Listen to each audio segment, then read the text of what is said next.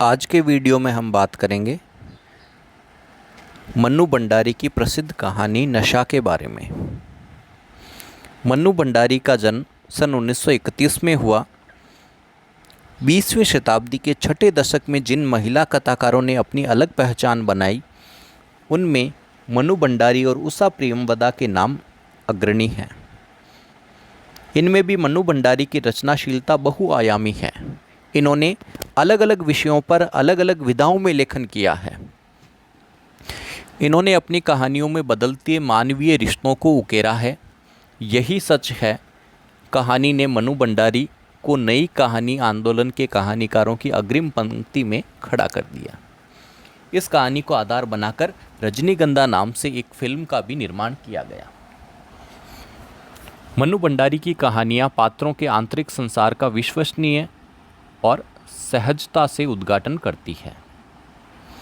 उनकी कहानियों में बनावटीपन नहीं है, इसलिए वे पाठक को गहराई तक प्रभावित करती हैं।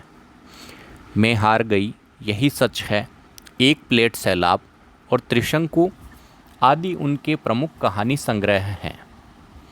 साथ ही उन्होंने अनेक उपन्यास भी लिखे, जिनमें प्रमुख है 1 इंच मुस्कान, आपका बंटी और महाभोज। एक कहानी यह भी नाम से इन्होंने आत्मकथात्मक रचना लिखी है, जिसमें उनके व्यक्तिगत और रचनात्मक संघर्ष की कथा को प्रस्तुत किया गया है। अब बात करते हैं पाठ्यक्रम में शामिल की गई उनकी कहानी नशा के बारे में।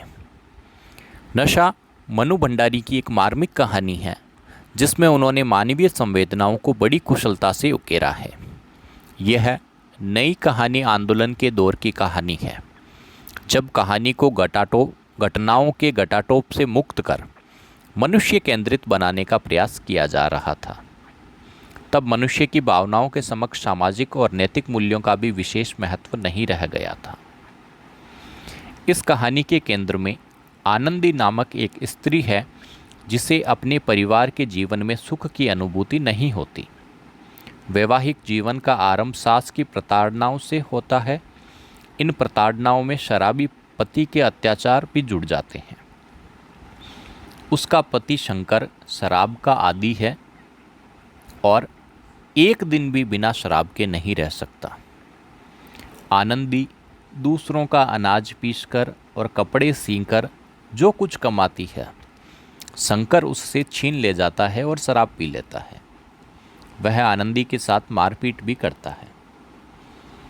इस स्थिति का विरोध उनका बेटा किशनु करता है।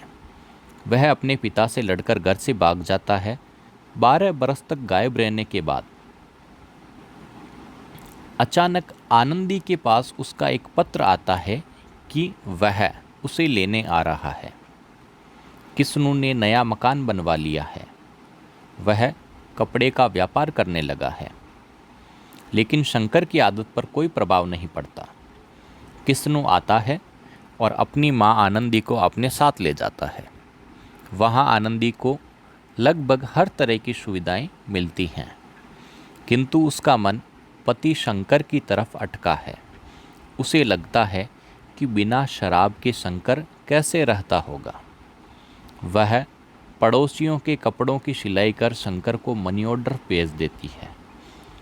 यह रहस्य जब किशनु के समक्ष खुलता है तो आनंदी शर्मिंदा होती है। कहानी में आनंदी के मन की गहराई से पड़ताल की गई है। आनंदी जानती है कि उसका पति शंकर नशे का शिकार है, फिर भी उसका मन पति के प्रति गहराई से जुड़ा हुआ है।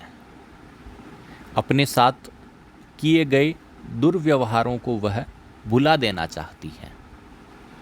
उसका ये जुड़ाव भी तो एक तरह का नशा है, जिसके सहारे वह जी रही है और हर तरह की तकलीफ सह रही है।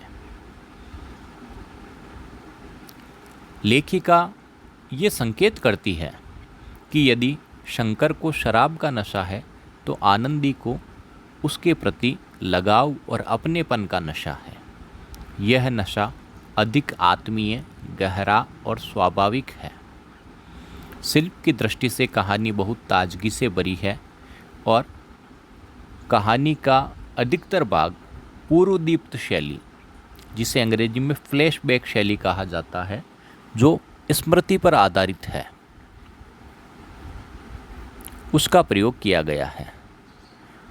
फ्लैशबैक शैली के माध्यम से आनंदी और किष्णु की भावनाओं के ज्वार को बड़ी तीव्रता और गहराई से अंकित किया गया है। आनंदी का चरित्र सामाजिक मर्यादाओं और आदर्शों से ऊपर उठकर सच्ची मानवीयता के साथ उभरता है और पाठक से रागात्मक संबंध स्थापित करता है। मनु भंडारी की यह कहानी एक तरफ जहां भारतीय समाज के पारंपरिक आदर्शों और प्रतिमानों को व्यक्त करती है, वहीं इसमें आधुनिकता बोध के भाव भी सम्मिलित हो गए हैं। एक महिला के मनोभावों को व्यक्त करने वाली ये कहानी मौजूदा दौर में स्त्री विमर्श की श्रेष्ठ रचनाओं में शामिल की जाती है। धन्यवाद।